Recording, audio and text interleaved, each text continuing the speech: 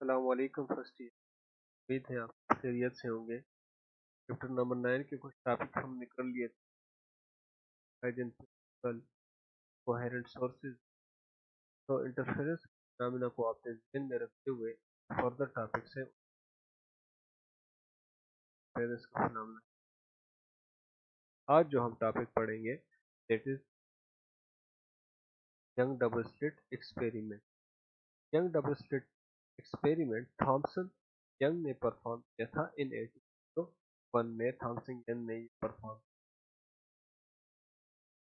और एक्सपेरिमेंट से ये कंफर्म था कि लाइट जो है वो वेव नेचर भी, पार्टिकल नेचर भी रखती है और wave nature, light wave nature रखती है। ये हमें हाइजन ने बताया था।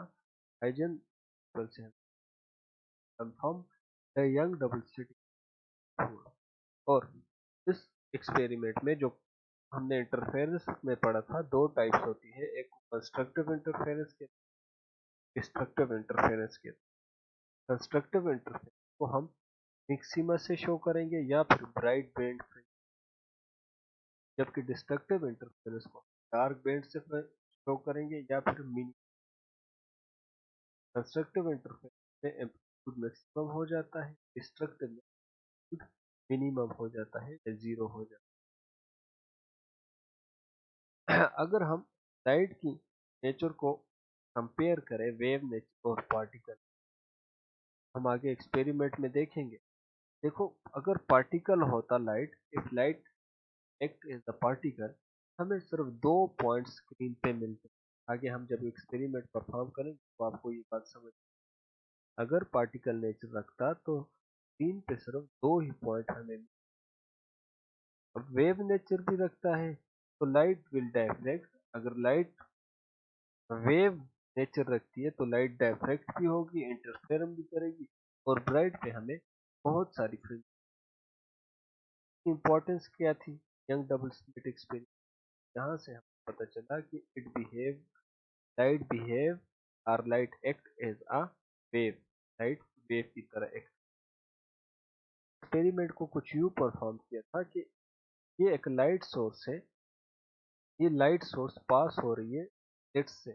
इस स्लिट को हम एस नॉट का नाम दें।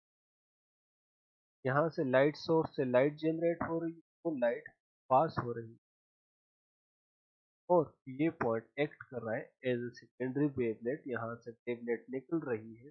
हमने दो स्लिट और पढ़े हैं, S1 और S2। यहाँ से निकल रही है लाइट वेव। जब यहाँ से निकल रही है तो ये लाइट वेव सुपर इम्पोज होगी। जब सुपर इम्पोज होगी फिर इसका राइज होगा। जब ये दोनों लाइट वेव इंटरफेरेंस करेगी तो हमें स्क्रीन पे कुछ रिजल्ट मिलेंगे। कहीं पे हमें डार्क फ्रिंजेस मिलेंगे, मैक्सिमा मिलेगा, कहीं पे हमें मिनिमम मिलेगा। कहीं हमें डार्क फ्रिंज मिलेगी, कहीं पे हमें ब्राइट फ्रिंज मिलेगी।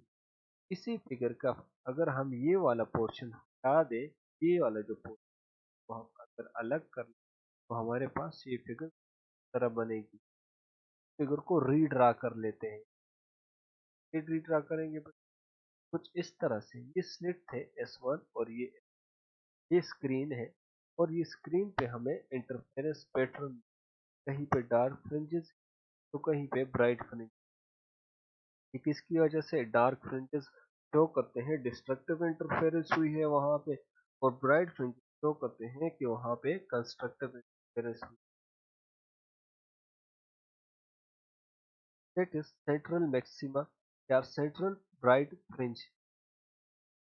हम ये स्क्रीन पे जो सेंटर ब्राइट फ्रिंज है उसको हमने मेंशन किया और उससे लेकर लाइन खींची। देखो बच्चों, अगर लाइट पार्टिकल की तरह बिहेव करती तो हमें दो ही फ्रिंज, ब्राइट फ्रिंज, एक यहाँ पे और एक बिल्कुल इसके आगे, ये दो फ्रिंजेस हमें। अब वेव की तरह बिहेव करती है, मतलब डायफ्रैक्ट होके जगह जगह पे पैटर्न मिल रहे हैं, ब्राइट फ्रिंज और डार्क फ्रिंज। इसका मतलब ये है लाइट वेव की तरह बिहेव करता है तभी हमें इससे ब्राइट फ्रिंज मिला है। अगर वेव की तरह बिहेव न करता तो हमें इससे ब्राइट फ्रिंज कभी न मिले। तो इससे ये जाहिर हुआ दैट लाइट बिहेव पार्टिकल। यहाँ पे इस फिगर में ये शो कर रहा है ब्राइट फ्रिंज को और ये शो कर रहा है डार्क फ्रिंज। अब ये जो ब्राइट फ्रिंज है that is due to slit S1 और S2। इन दोनों से जो वेव जनरेट हुई है, वेव पास हो रही है, दोनों के इंटरफेरेंस की वजह से ये ब्राइट फ्रिंज तरह इन दोनों के इंटरफेरेंस डार्क। तो डिस्टेंस इस पॉइंट P से S1 तक एक लाइन खींच और कंसीडर कर लेते हैं डिस्टेंस। इसी तरह अब ये जो ब्राइट फ्रिंज हमें दोनों के तो इस से भी हम एक लाइन ड्रा कर लेते हैं पॉइंट P। इसी तरह इस फिगर में भी डार्क फ्रिंज लाइन ड्रा कर लेते हैं, दोनों को साथ ताकि आपको समझने में। अगर हम यहाँ से एक लाइन ड्रा कर लें S1 से तो ये और ये वाली जो लाइन है सेम हो जाएंगी। अब इनके पाथ में जो डिफरेंस आ रहा है वो सिर्फ और इस पोर्शन की वजह से। सिमिलरली यहाँ पे भी अगर हम यहाँ S1 से लाइन ड्रा कर ले दोनों लाइन का डिस्टेंस सेम होगा फ्रॉम दिस पॉइंट, लेकिन जो ये वाला पोर्शन होगा ये इनके दरमियान डिफरेंस होगा, पाथ डिफरेंस। अब हम देखते हैं कि कितना पार्ट डिफरेंस हो जिसमें डार्क फ्रिंज है और कितना पार्ट डिफरेंस है ब्राइट फ्रिंज के। बट तो उसके लिए आप इन तीनों पॉइंट्स को नाम दे देते, हम इन तीनों पॉइंट्स को नाम दे देते ए बी और डी। इसको ए बी और इसको डी। इसी तरह यहाँ पे ए बी और डी। S1 और S2 के दरमियान जो डिस्टेंस है उसको हम डी का नाम देते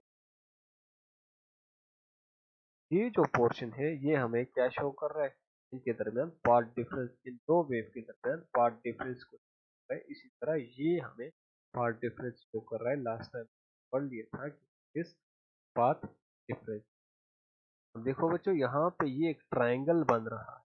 हम इस ट्राइंगल का एंगल ड्रा कर लेते हैं। कोई एंगल थीटा है।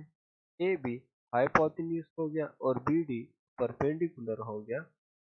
अब पार्ट डिफरेंस को फाइंड करने के लिए मैंने फिगर को जूम कर ली तो आप देख सकते हो यहाँ पे ट्राइंगल बन रही है A B D. Sine theta किसके बराबर है, परपेंडिकुलर और हाइपोटेन्यूज। परपेंडिकुलर पे क्या है सॉरी बी और डी।